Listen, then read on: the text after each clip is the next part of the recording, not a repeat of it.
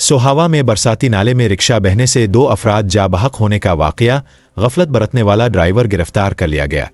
जेहलम की तहसील सोहावा में दोमेली के नवाही इलाका में 26 जून को पेश आने वाले अफसोसनाक वाकये में 2 कीमती जानें ज़ाय हो गईं जब एक लोडर रिक्शा बरसाती नाले में बह गया।